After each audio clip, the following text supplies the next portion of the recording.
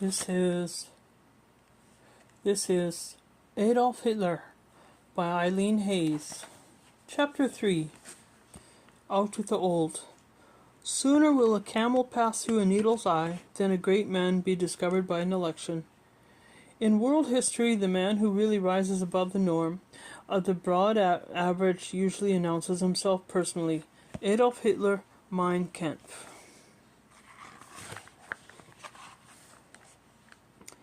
Now that he had demonstrated that the Nazi Party commanded a massive following, Hitler still had to work his way into the centers of power.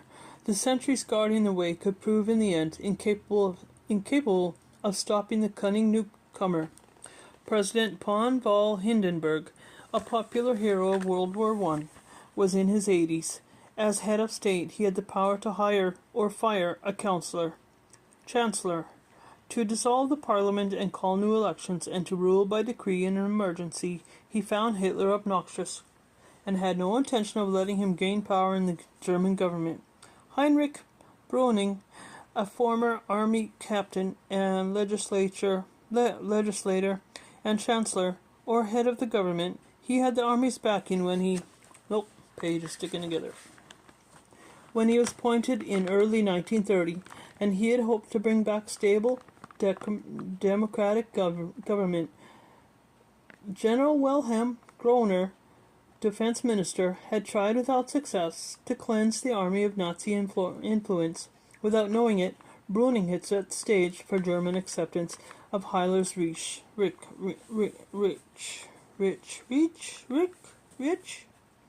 Since March 1930, at Brüning's suggestion, Germany had been governed under the emergency powers granted in Article 48 of the Weimar Constitution. This meant government by decree.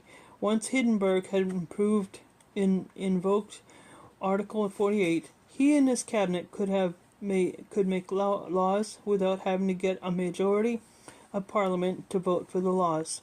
Brüning used emergency decrees to force unpopular economic measures on the public, such as lower wages, pensions, and higher taxes. The moves did not repair the crumbling economy, but they did infuriate German voters.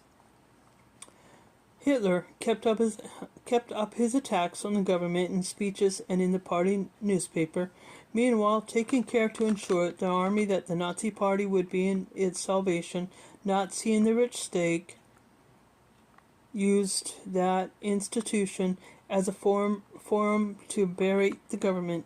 The last thing on their minds was to actually participate in parliamentary government.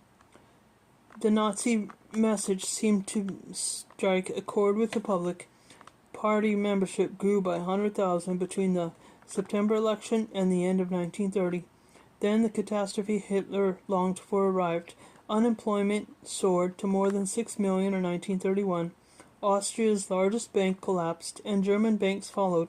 Homeless people set up tent villages around major cities. Farmers posted armed guards on their land, but hungry people raided the fields anyway.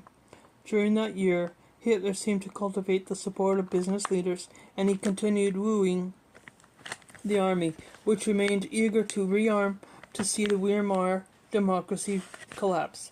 Through it all, he stuck with his plan to use only legal tactics. Hitler had two psychological weapons in his arsenal. First, the SA was agitating for a chance to step up the violence, and the government saw Hitler as the person who would keep the SA menace in check. And second, since he could muster so much voter support, Hitler was perceived as a useful political ally. By the time the Weimar leaders figured out that Hitler wasn't going to let himself be used by anyone, it was too late. Personal and political setbacks. In these years of increasing political power, Hitler had what appears to have been the one great love of his life. His half-sister, Angela Roebel, and her two daughters had moved in with Hitler in the late 1920s, and Hitler fell in love with his pretty niece, Gelly. By 1931, the relationship had soared, and Gelly made plans to leave Hitler's Munich home and move to Vienna. In a loud and public exchange, Hitler forbade it. The next morning, September 18, 23-year-old Gelly was found dead with a gunshot wound. Her death was ruled a suicide. Hitler was devastated. He went into seclusion for weeks, had trouble eating, sleeping, and working.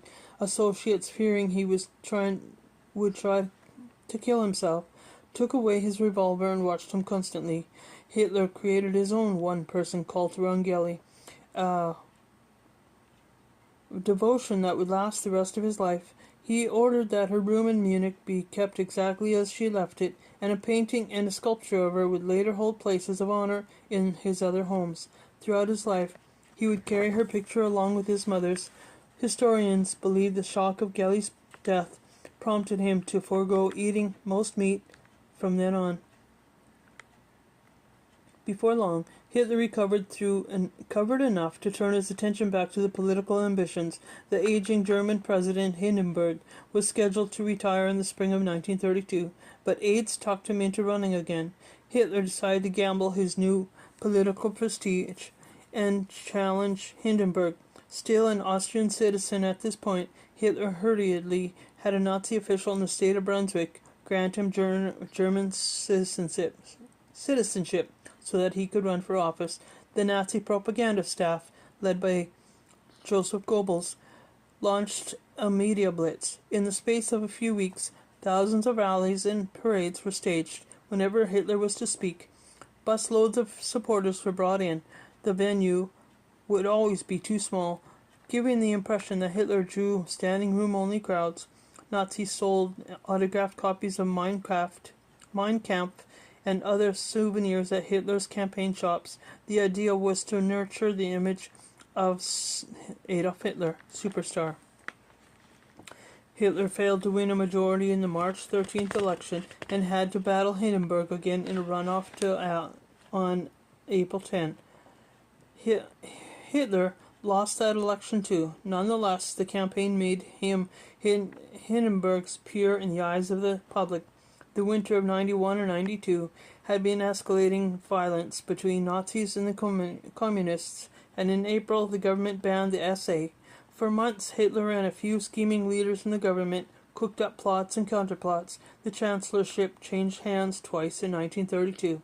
Germany was sinking into political chaos. Amid this turmoil, Hitler manipulated Hindenburg into dissolving the Reichstag and setting elections for July 31st, 1932, to be the third national election that year.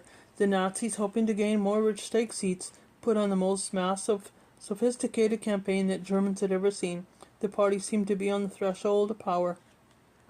When the votes were counted, the Nazis had captured 38%, making the party for the first time the strongest in Germany, but it had still fallen short of the majority the Nazis had expected.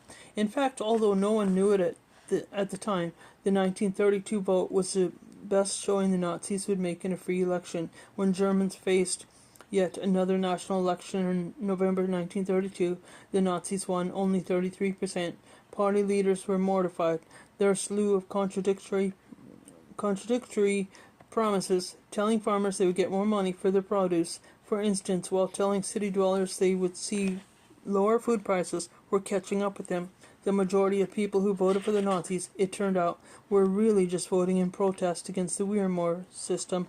But now personality came into play. Franz von Papen, a favorite of President Hindenburg, who had had a fleet tenure on chancellorship in 1932, schemed with Hitler to recapture the office together. Hitler agreed to team up with Papen if Papen would accept the vice-chancellorship and back Hitler as chancellor.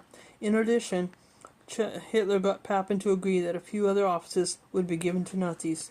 On January 30th, 1933, the weary Hindenburg gave in to their pressure and appointed Hitler chancellor. Aides assured him that the irritating former corporal could be kept under control. In little more than the blink of an eye, they saw how wrong they had been. The Nazis take over. Give me a second. Sliding off my chair here. The Nazis take over. The posts Hitler demanded were were crucial ones. Hermann Göring was made deputy commissar for Prussia, giving him control of the police in Germany's largest state, and Wilhelm Frick became interior minister in charge of the police throughout the rest of Germany. Now that their leader was truly in power, the SA went wild, beating and killing communists, Jews, priests, journalists, and whoever else they chose. Without interference with the police, communists threatened to lead a work stoppage. In the uproar, Hitler got Hindenburg to sign a decree allowing the government to suppress newspapers and ban public meetings. Elected officials were purged, and Nazi supporters were installed in their place. Göring declared that the Prussia police needed help, so Nazi stormtroopers were sworn in as arms of the law. Then, on the night of February 27th, the Reichstag building in Berlin was torched. A young Dutch former communist, Marinus van der Lubbe, was caught starting the fire. The Nazis immediately blamed their arch-enemies and began to arrest communists by the thousands. They also drafted what came to be known as the Reichstag Fire Decree, which suspended freedom of the press, privacy in mail, and telephone communications, and other civil rights. The decree gave the Nazis the legal authority to arrest and imprison people without trials. Jails quickly overflowed, and the SA had to find some way to concentrate these prisoners. It seemed abandoned warehouses and gymnasiums, and then, with no direction from the government, began setting concentration camps as places to get opponents out of circulation and beat them up. Making the most of the Reichstag fire, the Nazi propaganda machine kicked into overdrive in an effort to whip up fear of communist menace before the next election, which was scheduled for March 5, 1933, but the combination of promotion and intimidation was still not enough. In an election that could hardly be called free, the Nazis polled only 43.9%, still short of the majority that Hitler had always wanted. It didn't matter. Hitler called it a victory anyway. The Nazi terror reached new extremes. Opponents of the Nazis in the Reichstag went into hiding or were arrested. Nazis took charge of all state governments. Finally, on March 23, 1933, the Reichstag handed Hitler the power he sought. With its passage of law called the Enabling Law, the German Parliament gave all power to make and enforce laws to the Chancellor and the Cabinet. President Hindenburg, the widely revered World War I hero, remained as a figurehead. With that, and without ever having won a majority of votes, Adolf Hitler legally became the dictator of Germany. End of 3.